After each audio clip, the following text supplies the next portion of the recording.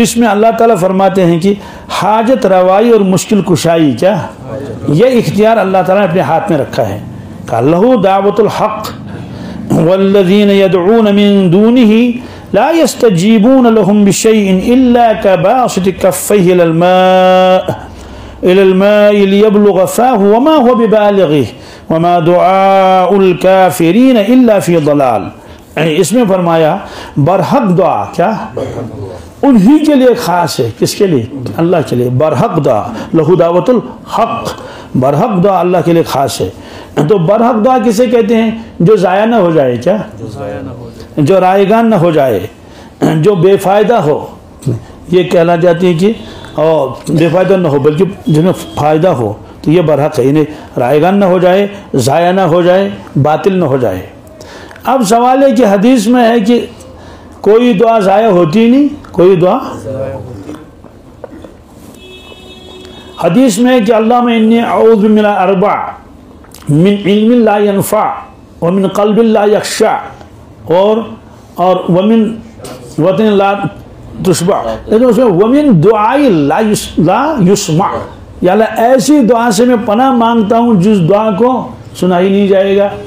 तो इससे पहले दुआ के बारे में आया कि हर दुआ कबूल होती है, हर दुआ या तो वही चीज़ मिले जो मांगी, या कोई मुसीबत आने वाली थी वो दूर हो गई, या महशर के मैदान में आखिर में उसको चीज़ मिल जाएगी। मालूम कोई दुआ रायगान होती नहीं। तो लेकिन यहाँ क्यों फरमाया क्या? ये क्या तो वो दुआ रायगान नहीं जो अल्लाह से मांगी जाए, क्या जो आप गैरुल्लाह से मांगेंगे, किसी जिन से मांगेंगे, किसी शयातीन से मांगेंगे, किसी और चीज़ से मांगेंगे, कहते हैं वो रायगान हो गई, क्या क्यों? उसको कोई नफ़ा ही नहीं हो। ये है वल्लज़ीन यदऊन मिन दूनिही, और वो लोग जो पुकारते हैं, मांगते हैं अल्लाह को छोड़कर दूसरों को, ला यस्तजीबून लहुम, वो जवाब भी नहीं दे सकते। क्या किसी ने सूरज से मांगा, चांद से मांगा, बाज़ दरख्त से मांगा, पत्थर से मांगा, किसी चीज़ से मांगा, कि ला यस्तजीबून लहुम, जिनसे आप मांग रहे हैं वो आपको जवाब ही नहीं देंगे। बिशैइन, कुछ भी, इल्ला कबासिति कफ़्फ़ैहि, अजीब मिसाल अल्लाह ताला ने दे दी। फरमाई थी उसकी मिसाल तो ऐसी है जैसे एक आदमी को प्यास लगी है और वो प्यासा आदमी आया कुएं के ऊपर। किस पर? तो कुएं के मन के ऊपर वो खड़ा हुआ। एक तो ये है कि वो रस्सी लाए और बाल्टी भी लाए, डोल, और खींच खांच के निकाले, तो निकालेगा ना। एक तो ये कि कुएं के मन पर आया और वो पानी से कहता है कि मुझे प्यास लगी है, मेरे मुंह में आ जा, मुझे प्यास लगी है, मेरे मुंह में आ जा। कभी हाथ फैलाता है कि आ जा, वास्ते देता है, और क्या क्या कहता है, मैं प्यासा हूँ। तो अल्लाह ताला फरमाते हैं कबासिति कफ़्फ़ैहि इलल मा, उस शख्स की मिसाल ऐसी है जैसे एक आदमी कुएं के मन पर आ गया और अपने हाथों को फैला रहा है और पानी से इल्तिजा कर रहा है और आहुजारी कर रहा है और दरख्वास्त कर रहा है कि आजा मेरे मुंह में आ जा, आजा मेरे मुंह में आ जा। तो बता आएगा? आपने फरमाया लियब्लुग़ फ़ाहु, ताकि पानी उड़ के आए और उसके मुंह में आ जाए। वमा हुवा बिबालिग़िही, क्या कहते हैं वो पानी उसके मुंह में कभी पहुंचने वाला नहीं है। वमा दुआउल काफ़िरीन इल्ला फ़ी ज़लाल, फरमाते मुनकिरों की दुआएं बस ज़ाया ही हैं, क्या है? इसलिए लहू दावतुल हक़। तो इस आयत में ये बताया गया कि जो भी तुमको मांगना हो, जो भी तुमको, वो तुम अल्लाह से मांगो। किससे? अल्लाह से। एक रिवायत में है कि छोटी चीज़ें भी अल्लाह ताला से मांगनी चाहिए। अजीब तरह से अल्लाह ने तरबियत फरमाई इस उम्मत की। वो ये है कि बिस्मिल्लाहिर्रहमानिर्रहीम है या अल्हम्दुलिल्लाहि रब्बिल आलमीन अर्रहमानिर्रहीम।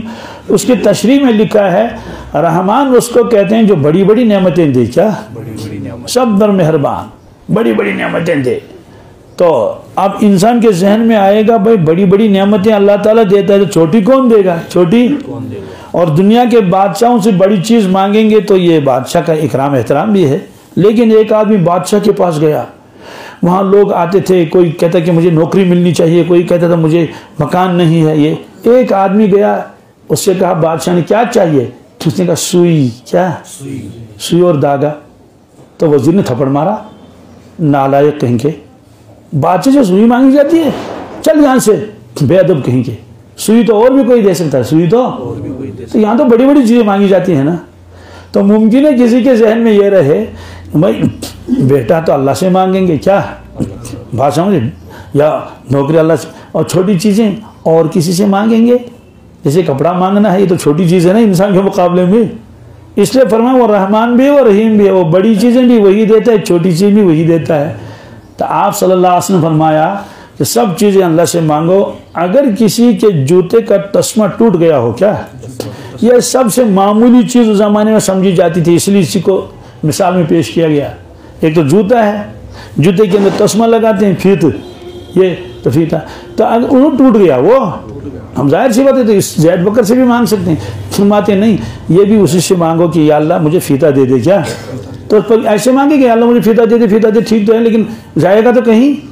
हदीस में है कि जिस शख्स को कोई काम दरपेश आ जाए, ज़रूरत हो, उसका ताल्लुक डायरेक्ट अल्लाह के साथ हो या मखलूक के साथ, क्या या मखलूक के साथ अल्लाह के साथ। मसलन मखलूक के साथ क्या मतलब है, भाई आपने एक दरख्वास्त पेश की है ऑफिसर के पास, किसके पास, तो जाहिर सी बात है इसका ताल्लुक तो अफसर से है ना, तो उसके पास जाएं कि भाई मेरा वो साइन कर दीजिए उसमें वगैरह, वो ये तो फरमाते हैं कि चाहे मखलूक के साथ उसका ताल्लुक हो चाहे खालिक के, सबसे पहले खालिक के पास आओ। क्या सलातुल हाजा 2 रकअतें पढ़ लो और उसे करो या अल्लाह मैंने वो दरख्वास्त वहाँ डाल दी है एप्लीकेशन, तो मैं आपसे दरख्वास्त करता हूँ कि हज़रत मेरा काम कर दीजिए, क्या उसके दिल में डाल दीजिए कि वो काम कर ले। तो ये है।